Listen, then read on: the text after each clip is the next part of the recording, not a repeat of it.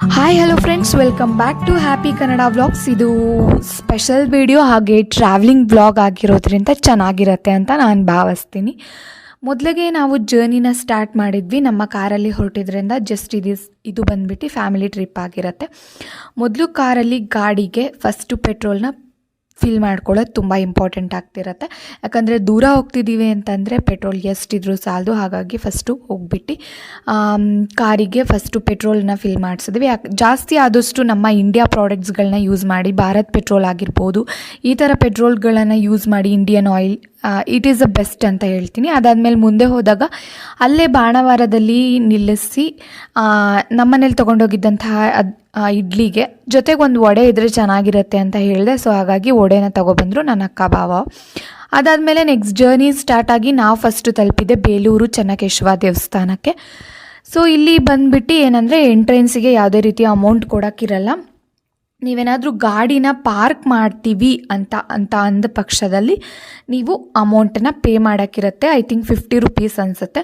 ಅದಾದಮೇಲೆ ಅಲ್ಲೇ ಸೈಡಿಗೆ ಹಾಕಿ ಇಡ್ಲಿ, ವಡೆ ಮತ್ತು ಚಟ್ನಿನ ತಿಂದ್ವಿ.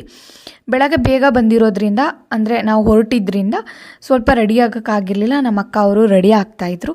ಅದಾದಮೇಲೆ ನೆಕ್ಸ್ಟು ಎಲ್ಲ ಮುಗಿಸ್ಕೊಂಡು ಫಸ್ಟು ಕೈಕಾಲು ತೊಳ್ಕೊಂಡ್ಬಿಟ್ಟು ದೇವಸ್ಥಾನಕ್ಕೆ ಹೋಗೋಣ ಅಂತ ಹೇಳಿಬಿಟ್ಟು ಹೊರಟ್ವಿ. ಸೊ ಫಸ್ಟು ಕಾಲು ತೊಳೆಯೋದು ಇಂಪಾರ್ಟೆಂಟ್ ಅಲ್ವಾ. ದೇವಸ್ಥಾನಕ್ಕೆ ಯಾವ ದೇವಸ್ಥಾನಕ್ಕೆ ಹೋದ್ರೂ ನಾರ್ಮಲಾಗಿ ನಮ್ಮ ಇಂಡಿಯನ್ ಪ್ರಕಾರ ಅಥವಾ ನಮ್ಮ ಕಲ್ಚರ್ ಪ್ರಕಾರ ನಾವು ಕಾಲು ತೊಳೆಯೋದು ಸಾಮಾನ್ಯ ಅಲ್ವಾ. ಸೊ ಇಲ್ಲಿ ಕೆಲವು ಬೋರ್ಡ್ಗಳನ್ನು ಹಾಕಿದ್ರು, ನೋಡಿದ್ರೆ ಖುಷಿ ಆಗುತ್ತೆ. ಆದರೆ ನಾವು ಎಷ್ಟು ಕ್ಲೀನಾಗಿ ಇಟ್ಟಿರ್ತೀವಿ, ಇಟ್ಕೋತೀವಿ ಅಂದರೆ ಹೋಗಿರೋ ಜಾಗದಲ್ಲಿ ಏನು ಗಲೀಜು ಮಾಡ್ತಲೆ ಅವ್ರು ಹಾಕಿರೋ ಬೋರ್ಡ್ಗಳಿಗೆ ಅನುಸಾರ ನಾವು ಮಾಡಬೇಕು ಅಂತಂದರೆ ಅಲ್ಲಿರುವಂಥ ಕೆತ್ತಿದಿರುವಂಥ ಶಿಲ್ಪಕಲೆಗಳನ್ನು ಮುಟ್ಟಬೇಡಿ ಅಂತ ಬೋರ್ಡ್ ಹಾಕಿರ್ತಾರೆ. ಅದು ತುಂಬ ಇಂಪಾರ್ಟೆಂಟ್ ಆಗಿರುತ್ತೆ ಅಲ್ವಾ. It's quite normal. ನಾವು ನೋಡಿದ್ದೀವಿ ಅಂದರೆ ಎಜುಕೇಟೆಡ್ಸ್ ಅಂದರೆ ಅದಕ್ಕೆ ಸ್ವಲ್ಪ ರೆಸ್ಪೆಕ್ಟ್ ಮಾಡಬೇಕು. ತುಂಬ ಚೆನ್ನಾಗಿದೆ ದೇವಸ್ಥಾನ ಮಾತ್ರ. ಹಳೇ ಕಾಲದಲ್ಲಿ ಕೆತ್ತಿರುವಂಥ ಪ್ರತಿಯೊಂದು ಶಿಲ್ಪಕಲೆಗಳು ಕೂಡ ಒಂದೊಂದು ಕಥೆನ ಎಕ್ಸ್ಪ್ಲೈನ್ ಮಾಡುತ್ತೆ. ಪ್ರತಿಯೊಂದು ಕೂಡ ಅಷ್ಟೇ, ಎಷ್ಟು ಸಣ್ಣದ್ರಿಂದ ಹಿಡಿದು ದೊಡ್ಡದ್ರ ತನಕನೂ ಕೂಡ ಅಷ್ಟು ಚೆನ್ನಾಗಿ ಕೆತ್ತನೆ ಮಾಡಿದ್ದಾರೆ. ಒಂದು ಕಂಬ ನೋಡ್ಬೋದು ಅಥವಾ ಯಾವುದನ್ನೇ ನೋಡ್ಬೋದು. ಮತ್ತು ಒಳಗಿರೋ ದೇವರು ಕೂಡ ಅಷ್ಟೇ ಕಳೆಭರಿತವಾಗಿದೆ. ನೋಡೋಕ್ಕೆ ಒಂದು ಖುಷಿ ಆಗುತ್ತೆ ಈ ಥರ ಐತಿಹಾಸಿಕ ದೇವಸ್ಥಾನಗಳನ್ನು. ಹಂಪೆ ಆ ಕಡೆ ಎಲ್ಲ ಹೋದರೆ ಇದೇ ಥರ ನೋಡ್ತೀವಿ. ಬಟ್ ಹತ್ರದಲ್ಲಿ ನಾವು ನೋಡಬೇಕು ಈಸಿಯಾಗಿ ಸಿಗುವಂಥದ್ದು ಅಂತಂದರೆ ಹಳೆಬೀಡು, ಬೇಲೂರು, ಇದು ಕೂಡ ಐತಿಹಾಸಿಕ ಸ್ಥಳ ಅಂತಲೇ ಹೇಳ್ಬೋದು. ಇಲ್ಲಿ ನಾವು ನೋಡೋದಾದರೆ ಪ್ರತಿಯೊಂದು ಶಿಲ್ಪಕಲೆಗಳು ಕೂಡ, ಅಂದರೆ ಕಲ್ಲಲ್ಲಿ ಕೆತ್ತಿರೋದು, ಎಷ್ಟು ಕಷ್ಟಪಟ್ಟು ಕೆತ್ತಿದಾರೋ ಅಷ್ಟೇ ಕ್ಲೀನಾಗಿ ಫಿನಿಶಿಂಗ್ ಕೂಡ ಬಂದಿದೆ. ಇವಾಗಿನ ಕಾಲದಲ್ಲಿ ಯಾರಾದರೂ ಕೆತ್ತುತ್ತೀನಿ ಅಂದರೆ ತುಂಬಾ ಕಷ್ಟ ಆಗುತ್ತೆ. ಅಲ್ಲಿ ನೋಡ್ತಿರ್ಬೋದು ನೀವು, ಇದು ಉಗ್ರ ನರಸಿಂಹಂದು ಎಷ್ಟು ಚೆನ್ನಾಗಿ ಕೆತ್ತನೆ ಮಾಡಿದ್ದಾರೆ. ಅದ್ರ ಜೊತೆಗೆ ಬ್ರಹ್ಮ ಆಗಿರ್ಬೋದು, ವಿಷ್ಣುವಿನ ರೂಪಗಳನ್ನೆಲ್ಲ ಕೆತ್ತನೆ ಮಾಡಿದ್ದಾರೆ. ಅದ್ರ ಜೊತೆಗೆ ಚಿಕ್ಕ ಚಿಕ್ಕ ಕಲ್ಲಲ್ಲಿ ಕೂಡ ದೇವರುಗಳನ್ನು ಕೆತ್ತನೆ ಮಾಡಿದ್ದಾರೆ. ಕೆಳಗಡೆ ನೋಡ್ಬೋದು ನೀವು, ಆನೆಗಳು ಹೋಗ್ತಿರೋ ಥರ ಸಾಲಕ್ಕೆ ಎಷ್ಟು ಚೆನ್ನಾಗಿ ಕೆತ್ತನೆ ಮಾಡಿದ್ದಾರೆ. ಹಾವಿನ ರೂಪದಲ್ಲಿರುವ ಮನುಷ್ಯ ದೇವತೆಗಳು, ಅದರ ಜೊತೆಗೆ ಎಷ್ಟೊಂದು ದೇವತೆಗಳು, ಬಹಳಷ್ಟು ತುಂಬ ಚೆನ್ನಾಗಿರುವಂತಹ ಇನ್ಫಾರ್ಮೇಷನ್ಸ್ಗಳು ಕೂಡ ನಿಜ ಹೇಳ್ಬೇಕಂತಂದರೆ ಅಲ್ಲಿನ ಗೈಡು ತುಂಬ ಸಿಕ್ಕಾಪಟ್ಟೆ ಚೆನ್ನಾಗಿ ಎಕ್ಸ್ಪ್ಲೇನ್ನ ಮಾಡ್ತಾಯಿದ್ರು. ಅಲ್ಲಿ ಏನೋ ಒಂದು ಶಿಲ್ಪಕಲೆನ ಇದು ಮಾಡಿದರು. ಅದೇನಂತಂದರೆ ಒಂದು ಮನುಷ್ಯ ಅಂದರೆ ಒಂದು ಹೆಣ್ಮಗು, ಅದರಲ್ಲಿ ಇದು ಎಂಥ ಮಂಗನ್ನು ಹಣ್ಣು ತಗೋಬಾ ಅಂತ ಕರಿತಿರೋ ವಿಷಯನ ತುಂಬಾ ಚೆನ್ನಾಗಿ ಎಕ್ಸ್ಪ್ಲೇನ್ ಮಾಡ್ತಿದ್ರು. ಈ ದೂರ ಕಡೆಯಿಂದ ಬಂದಿರೋಲ್ಲ ಆಲ್ಮೋಸ್ಟ್ ಗೈಡನ್ನ ತಗೋತಾರೆ. ಅಲ್ಲಿ ಗೈಡ್ಗಳು ಕೂಡ ತುಂಬ ಚೆನ್ನಾಗಿ ಎಕ್ಸ್ಪ್ಲೇನ್ ಮಾಡ್ತಾರೆ. ನಾವು ತುಂಬ ಸತಿ ವಿಸಿಟ್ ಮಾಡಿದ್ದೀವಿ. ಇದು ಬಂದ್ಬಿಟ್ಟು ನಾರ್ಮಲ್ ಆಗಿ ಪ್ರತಿಯೊಂದು ಹೊಯ್ಸಳರು ಕಟ್ಟಿರುವ ದೇವಸ್ಥಾನಗಳು ಸ್ಟಾರ್ ಶೇಪಲ್ಲಿದೆ ಅಂತ ಹೇಳ್ತಾ ಇದ್ರು. ಖಂಡಿತವಾಗ್ಲೂ ನಾವು ಕಲಿಯೋದು ಭಾಳಷ್ಟಿದೆ. ನಮಗೆ ಗೊತ್ತಿರೋದು ಸ್ವಲ್ಪ ಆದ್ರೂ ಅಲ್ಲಿ ನೋಡ್ತಿದ್ದಾಗ ಎಷ್ಟೊಂದು ನಮಗೆ ಗೊತ್ತಿಲ್ಲದಿರೋ ಅಂಥದ್ದು ಕೂಡ ಗೊತ್ತಾಗುತ್ತೆ ಅಂತಲೇ ಹೇಳ್ಬೋದು. ಹಳೆ ಕಾಲದ ಕಥೆಗಳಾಗಿರ್ಬೋದು. ಅದಾದಮೇಲೆ ಇಲ್ಲಿ ನೋಡಿದ್ರೆ ಕಲ್ಯಾಣಿ ಇತ್ತು, ಸೈಡಲ್ಲೇ ಕಲ್ಯಾಣಿ ಕೂಡ ಇದೆ. ಅಲ್ಲಿ ಭಾಳಷ್ಟು ಆಮೆಗಳು ಅದರೊಳಗೆ ವಾಸ ಮಾಡ್ತಿದ್ದಾವೆ. ನೀರು ತುಂಬ ಗಲೀಜಾಗಿದೆ. ಬಟ್ ಆದರೆ ಏನು ಮಾಡೋಕ್ಕಾಗಲ್ಲ. ಎಲ್ಲ ಪ್ರಾಣಿಗಳು ಅಂದರೆ ಆಕ್ವಿಟಿಕ್ ಅನಿಮಲ್ಸ್ ಇದ್ದರೆ ಅದು ಸಾಮಾನ್ಯ. ಅದಾದಮೇಲೆ ಅಲ್ಲ ಪ್ರಸಾದ ಕೂಡ ಕೊಡ್ತಿದ್ರು. ಸೊ ಹಾಗಾಗಿ ನಾನು ಪ್ರಸಾದ ತೊಗೊಳ್ಳೋಣ ಅಂತ ಹೇಳಿದೆ. ಹಾಗಾಗಿ ನಮ್ಮ ಅಕ್ಕ ಬಾ ಹೋಗ್ಬಿಟ್ಟು ಪ್ರಸಾದ ತೊಗೊಬಂದರು. ಅಲ್ಲೇ ಪಕ್ಕದಲ್ಲಿ ರೋಡ್ ಸೈಡಲ್ಲಿ ಇದಿಷ್ಟು ಕೂಡ ಬಳಪಿನ ಕಲ್ಲಲ್ಲಿ ಮಾಡ್ತಿರೋದು, ಎಷ್ಟು ಇನ್ಫಾರ್ಮೇಟಿವ್ ಅಂತ ಅನ್ಸುತ್ತಲ್ವ. ಅದಾದಮೇಲೆ ಅಲ್ಲೇ ಬಿಸಿಲು ನೋಡೋಕ್ಕಾಗ್ದಲೇ ನನಗಂತೂ ಫುಲ್ ಸುಸ್ತಾಗ್ತಿತ್ತು. ಐಸ್ ಕ್ರೀಮ್ ತೊಗೊಂಡು ತಿಂದು ನೆಕ್ಸ್ಟ್ ನಾವು ಹೊರಟಿದ್ದೆ ಹಳೇಬೀಡಿಗೆ. ಸೊ ಹಳೇಬೀಡಲ್ಲೂ ಕೂಡ ಅಲ್ಲಿ ಯಾವ ಥರ ದೇವಸ್ಥಾನಗಳನ್ನು ನೋಡಿದ್ರಿ, ಯಾವ ಥರ ಕಲ್ಲಿನಿಂದ ಕೆತ್ತಿ ನಿರ್ಮಾಣ ಮಾಡಿದರು, ಅದೇ ಥರ ಇಲ್ಲೂ ಕೂಡ ಭಾಳಷ್ಟು ಕಲ್ಲಿನಿಂದನೇ ಕೆತ್ತಿ ನಿರ್ಮಾಣ ಮಾಡಿರುವಂತಹ ದೇವಸ್ಥಾನ. ಇದರಲ್ಲಿ 2 ಶಿವಲಿಂಗಗಳನ್ನು ಒಟ್ಟಿಗೆ ನೋಡ್ಬೋದು ನೀವು. ಅಂದರೆ ಒಂದು ದೇವಸ್ಥಾನದ ಒಳಗೆ 2 ಶಿವಲಿಂಗಗಳ ದೇವಸ್ಥಾನ ಅಥವಾ ದೇವರು ಇದೆ. ಅದರ ಜೊತೆಗೆ ಅದ್ರ ಆಪೋಸಿಟೇ ನೀವು ಇನ್ನೂ ಒಂದು ಕಡೆ ಈ ಕಡೆ ನೋಡ್ಬೋದು 2 ದೇವಸ್ಥಾನ, 2 ಶಿವಲಿಂಗ ಅಬ್ಸರ್ವ್ ಮಾಡ್ಬೋದು ನೀವು. ಎಷ್ಟು ಚೆನ್ನಾಗಿ ಮೇಲೆಲ್ಲ ಕೆತ್ತನೆ ಮಾಡಿದ್ದಾರೆ ಅಂತಂದರೆ ನೋಡೋಕ್ಕೆ ನಿಜವಾಗ್ಲೂ ತುಂಬಾ ಖುಷಿಯಾಗಿದೆ. ಇದು ನಮ್ಮ ಕರ್ನಾಟಕದಲ್ಲಿ ಇರೋದು ನಮ್ಮ ಹೆಮ್ಮೆ ಅಂತಲೇ ಹೇಳ್ಬೋದು. ಅದಾದಮೇಲೆ ಭಾಳಷ್ಟು ಶಾಸನಗಳನ್ನು ಕೂಡ ಅಲ್ಲೇ ಕೂಡ ರಚಿಸಿದ್ರು. ನಮಗೆ ಓದೋಕ್ಕಾಗಲ್ಲ, ಅದು ಗೊತ್ತಾಗಲ್ಲ, ಅರ್ಥ ಆಗಲ್ಲ. ಅದಾದಮೇಲೆ ನೀವು ಇಲ್ಲಿ ನೋಡ್ತಿರ್ಬೋದು ಯುದ್ಧ ಕಾಲದಲ್ಲಿ ಎಷ್ಟೋ ಒಂದು ನಾಶ ಆಗಿರುವಂಥದ್ದನ್ನು ಅಬ್ಸರ್ವ್ ಮಾಡ್ತಿರ್ಬೋದು. ಕತ್ಗಳೇ ಕಟ್ಟಾಗಿದೆ, ಕಾಲುಗಳೇ ಹೋಗ್ಬಿಟ್ಟಿದೆ. ಆಮೇಲೆ ಕುದುರೆಗಳನ್ನು ಅಬ್ಸರ್ವ್ ಮಾಡ್ಬೋದು. ಅದೇ ಥರ ಅಂದರೆ ಶಿವಲಿಂಗದ ಆಪೋಸಿಟೇ ಕೂಡ ಬಸವಣ್ಣನ ಕೆತ್ತನೆ ಮಾಡಿದರು, ಅಂದರೆ ಅದನ್ನು ಇಟ್ಟಿದ್ರು. ಸೊ ಎಷ್ಟು ಖುಷಿ ಆಗುತ್ತೆ ಅಂತಂದರೆ ಅದು ನಮ್ಮ ಕರ್ನಾಟಕದಲ್ಲಿರುವಂಥದ್ದು ನೋಡೋಕ್ಕೆ ನಿಜವಾಗ್ಲೂ ಖುಷಿ ಆಗುತ್ತೆ. ಅದೇ ಥರ ಮನೇಲಿ ತೊಗೊಂಡೋಗಿದ್ದಂಥ ಜ್ಯೂಸು ಚಿಪ್ಸ್ಗಳನ್ನೆಲ್ಲ ತಿಂದ್ವಿ. ಅದಾದಮೇಲೆ ಬಿಸಿಲು ಜಾಸ್ತಿನೇ ಇತ್ತು, ಸಿಕ್ಕಾಪಟ್ಟೆ ಬಿಸಿಲು ಅಂತಂದರೆ ಎಷ್ಟು ನೀರು ಕುಡಿದ್ರು, ಎಷ್ಟು ಐಸ್ ಕ್ರೀಮ್ ತಿಂದರು, ಎಷ್ಟು ತಿಂದರೂ ಸಾಲ್ತಾನೇ ಇರಲಿಲ್ಲ. ಅದಾದಮೇಲೆ ಅಮ್ಮ ಹಲಸಿನಣ್ಣಿಂದು ರಸಾಯನ ಥರ ಮಾಡ್ಕೊಂಡು ಬಂದಿದ್ರು ಬಾಕ್ಸಲ್ಲಿ ಹಾಕ್ಕೊಂಡು, ಅದು ಕೂಡ ತಿಂದ್ವಿ. ನಿಜವಾಗ್ಲೂ ಖುಷಿ ಆಯಿತು. ಅದಾದಮೇಲೆ ನೆಕ್ಸ್ಟ್ ನಾವು ತೆರಳಿದ ಪ್ಲೇಸೇ ಬಂದುಬಿಟ್ಟು ಪುಷ್ಪನಗಿರಿ ಬೆಟ್ಟ ಅಂತ ಹೇಳಿಬಿಟ್ಟು, ಅಲ್ಲೇ ಹಳೇಬೀಡಿಂದ ಒಂದು ಸ್ವಲ್ಪ ದೂರ ಅಷ್ಟೇ, ಏನು 2-3 ಕಿಲೋಮೀಟರ್ಸ್ ಆಗಬಹುದು ಪುಷ್ಪನಗಿರಿ ಬೆಟ್ಟ ಅಂತ ಹೇಳ್ಬಿಟ್ಟು. ಅಲ್ಲಿ ಕೂಡ ದೇವಸ್ಥಾನ ಸೇಮ್ ಸ್ವಲ್ಪ ಕಲ್ಲಲ್ಲೇ ಕೆತ್ತಿರೋದೆ, ಬಟ್ ಆದರೆ ಸ್ವಲ್ಪ ಡಿಫ್ರೆಂಟ್ ಆಗಿತ್ತು. ಈ ಕಡೆ ಹಳೇಬೀಡು ಬೇಲೂರಿಗೆ ಹೋಲಿಸ್ಕೊಂಡ್ರೆ ಇದು ನಾರ್ಮಲಾಗಿ ಮಲ್ಲಿಕಾರ್ಜುನ ಸ್ವಾಮಿ ದೇವಸ್ಥಾನ ಅಥವಾ ದೇವಾಲಯ ಆಗಿತ್ತು. ಅಲ್ಲಿ ಕೂಡ ದರ್ಶನನ ಮುಗಿಸಿ ಅಲ್ಲಿ ಪಕ್ಕದಲ್ಲೇ ಕೂಡ ಎಷ್ಟು ಚೆನ್ನಾಗಿರುವಂತಹ ಪ್ಲೇಸ್ನ ಕ್ರಿಯೇಟ್ ಮಾಡಿದ್ದಾರೆ ಅಂತಂದರೆ ಆದಿಯೋಗಿನೇ ಡ್ಯೂಪ್ಲಿಕೇಟ್ ಆದಿಯೋಗಿ ಥರ ಮಾಡಿದ್ದಾರೆ ನಿಜವಾಗ್ಲೂ. ಮೀನ್ಸ್ ಅಂದರೆ ಅದು ಸಿಚುವೇಟ್ ಆಗಿರೋ ನಿಜವಾಗ್ಲೂ ಆದಿಯೋಗಿಗೂ ಇಲ್ಲಿ ಮಾಡಿರುವಂತಹ ಆದಿಯೋಗಿಗೂ ಸ್ವಲ್ಪ ಡಿಫ್ರೆನ್ಸ್ ಇದೆ. ಬಟ್ ಆದರೂ ಕೂಡ ಅಂದರೆ ಇಲ್ಲೇ ಹತ್ತಿರದಲ್ಲಿ ನೋಡೋಕ್ಕೆ ಸಿಗುವಂಥದ್ದಾದರೆ ಈ ಪುಷ್ಪನಗಿರಿ ಬೆಟ್ಟದಲ್ಲಿ ಸಿಗುತ್ತೆ. ಇದು ಬಂದುಬಿಟ್ಟು ಹಳೇಬೀಡಿಂದ ಸ್ವಲ್ಪ ಒಂದು 2-3 ಕಿಲೋಮೀಟರ್ಸ್ ಹತ್ತಿರದಲ್ಲೇ ಇದೆ. ಎಷ್ಟು ಚೆನ್ನಾಗಿ ಮಾಡಿದ್ದಾರೆ ಅಂತಂದರೆ ನಿಜವಾಗ್ಲೂ ನೋಡೋಕ್ಕೆ ಖುಷಿ ಆಗ್ತಿತ್ತು ನಮಗೆ. ಅಲ್ಲಿ 108 ಶಿವಲಿಂಗಗಳ ಒಂದು ಗುಡಿ ಥರ ಮಾಡಿದರು. ಇಲ್ಲಿ ಬಂದುಬಿಟ್ಟು 20 ರೂಪಾಯಿ ಏನೋ ನಾವು ಎಂಟ್ರೆನ್ಸ್ ಫೀಸ್ಗಳನ್ನು ಕೊಡಬೇಕು.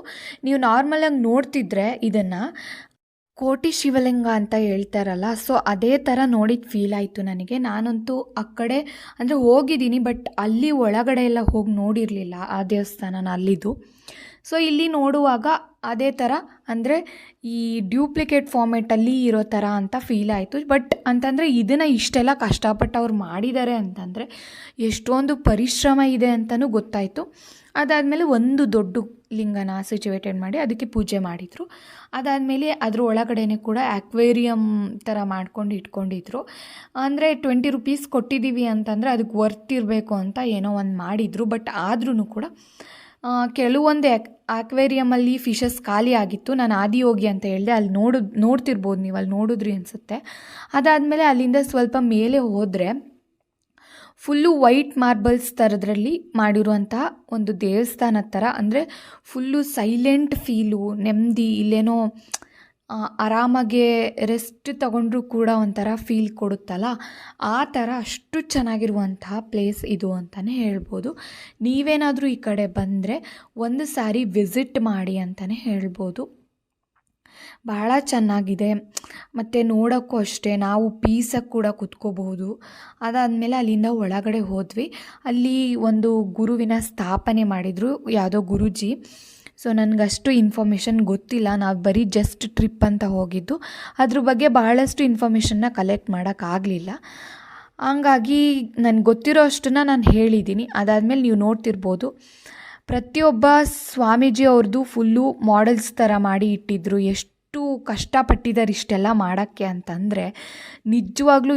ಅಂದರೆ ನಮ್ಮ ಕರ್ನಾಟಕದಲ್ಲಿ ಯಾರ್ಯಾರಿದ್ದಾರೆ ಸ್ವಾಮೀಜಿಗಳು, ನಮ್ಮ ಶಿವಕುಮಾರ್ ಸ್ವಾಮೀಜಿಗಳಾಗಿರ್ಬೋದು, ಅದ್ರ ಜೊತೆಗೆ ನಮ್ಮ ಹಳೇ ಕಾಲದಲ್ಲಿರುವಂತಹ ಬಸವಣ್ಣನವರು ಆಗಿರ್ಬೋದು, ಅಕ್ಕ ಮಹಾದೇವಿ ಅವರಾಗಿರ್ಬೋದು, ಶಿವಕುಮಾರ ಸ್ವಾಮೀಜಿ ಆಗಿರಬಹುದು, ಈ ಥರ ಎಲ್ಲ ಸ್ವಾಮೀಜಿಗಳನ್ನು ಕೂಡ ಇವರು ಮಾಡೆಲ್ಸ್ ಥರ ಮಾಡಿ ಒಂದು ಸ್ಟ್ಯಾಚ್ಯೂಸ್ನ ಕ್ರಿಯೇಟ್ ಮಾಡಿದರು. ಎಷ್ಟು ಚೆನ್ನಾಗಿ ಮಾಡಿದ್ರಂತಂದರೆ ನಿಜವಾಗ್ಲೂ ನೋಡೋಕ್ಕೆ ಖುಷಿ ಆಗ್ತಿತ್ತು ಅಲ್ಲಿ. ನಿಜ ಅಂದರೆ ಒಂಥರ ಬ್ಯೂಟಿಫುಲ್ ಪ್ಲೇಸ್ ಅಂತಲೇ ಹೇಳ್ಬೋದು. ಒಂದು ಸತಿ ನೀವೇನಾದರೂ ಅಲ್ಲಿ ಹತ್ರ ಹೋದರೆ ಖಂಡಿತವಾಗ್ಲೂ ವಿಸಿಟ್ ಮಾಡಿ. ತುಂಬಾ ಚೆನ್ನಾಗಿದೆ ಆ್ಯಕ್ಚುಲಿ. ನನ್ನ ಪರ್ಸ್ನಲ್ ಒಪಿನಿಯನ್ ಪ್ರಕಾರ ಇಟ್ಸ್ ಟೂ ಗುಡ್ ಅಂತಲೇ ಹೇಳ್ಬೋದು. ಬೇರೆ ಎಲ್ಲೆಲ್ಲೋ ಪ್ಲೇಸ್ ದೂರ ದೂರ ಹುಡುಕಿ ಹೋಗೋದಕ್ಕಿಂತ ಒಂಥರ ಚೆನ್ನಾಗಿದೆ, ಮತ್ತು ಒಂಥರ ಪೀಸ್ ಕೂಡ ಅನಿಸುತ್ತೆ. ನೇಚರ್ ಕೂಡ ಅಷ್ಟೇ ಚೆನ್ನಾಗಿದೆ. ಅದಾದಮೇಲೆ ಸಖತ್ತು ಶೆಕೆ, ಬಿಸಿಲು ಜಾಸ್ತಿ ಇತ್ತು, ಹಾಗಾಗಿ ಮತ್ತೊಂದು ಐಸ್ ಕ್ರೀಮ್ ತಿಂದೆ. ಇದನ್ನು ನಾವು ನಾಗಲಿಂಗ ಪುಷ್ಪ ಅಂತ ಹೇಳಿ ಕರಿತೀವಿ. ನಿಮಗೇನಾದರೂ ಬೇರೆ ಹೆಸರಲ್ಲಿ ಕರಿತೀರಾ ಅಂತಂದರೆ ಕಮೆಂಟ್ಸ್ ಮಾಡಿ. ಆ್ಯಕ್ಚುಲಿ ಇದು ತುಂಬ ಒಳ್ಳೆಯದಂತೆ ಹೆಲ್ತಿಗೂ ಕೂಡ. ಮತ್ತು ಏನಾದರೂ ಡಿಸೀಸಸ್ ಬಂದಿತ್ತಂತಂದರೆ ಅದಕ್ಕೂ ಕೂಡ ಟ್ರೀಟ್ಮೆಂಟಿಗೆಲ್ಲ ಯೂಸ್ ಮಾಡ್ತಾರಂತೆ. ಇದೇ ನೋಡಿ ಮರ. ನಿಮಗೇನಾದರೂ ಈ ಹೂವಿಗೆ ಬೇರೆ ಹೆಸರಿಂದ ಏನಾದರೂ ಕರಿತೀರಾ ಅಂತಂದರೆ ಖಂಡಿತವಾಗ್ಲೂ ಕಮೆಂಟ್ ಮಾಡಿ. ಅದಾದಮೇಲೆ ಅಲ್ಲಿಂದ ನೆಕ್ಸ್ಟ್ ಬಂದಿದ್ದೆ ನಮ್ಮ ಮನೆ ದೇವರಿಗೆ. ಇದು ಬಂದುಬಿಟ್ಟು ಅರಸೀಕೆರೆಯಲ್ಲಿ ಸಿದ್ದರಾಮೇಶ್ವರ ಸ್ವಾಮಿ. ಒಂಥರ ಇವತ್ತು ಫುಲ್ಲು ದೇವಸ್ಥಾನಗಳ ಸುತ್ತಾಟನೇ ಆಗೋಗ್ಬಿಟ್ಟಿತ್ತು ಇವತ್ತು. ಇದು ಹಬ್ಬ ಆಗಿ ಮಾರನೇ ದಿನ ಆ್ಯಕ್ಚುಲಿ. ಈ ಬಾವಿ ನೋಡ್ತಿರ್ಬೋದು, ಇದು ನಮ್ಮ ಮನೆ ದೇವರಲ್ಲಿ ಹತ್ರ ಇರೋವಂತಹ ಬಾವಿ. ಇದರಲ್ಲಿ ಯಾವಾಗಲೂ ಕೂಡ ನೀರಿರುತ್ತೆ. ಆಲ್ಮೋಸ್ಟ್ ನನಗೆ ಗೊತ್ತಿರೋ ಥರ ನಾವು ಹೋಗಿರೋ ಟೈಮಲ್ಲಿ ಆಲ್ಮೋಸ್ಟ್ ಎಲ್ಲ ನೀರಿದ್ದೇ ಇತ್ತು. ಅದಾದಮೇಲೆ ಮಧ್ಯಾಹ್ನ ಆಗಿತ್ತು, ಹಾಗಾಗಿ ಈರುಳ್ಳಿ ದೋಸೆನ ತಿಂದ್ಕೊಂಡ್ವಿ.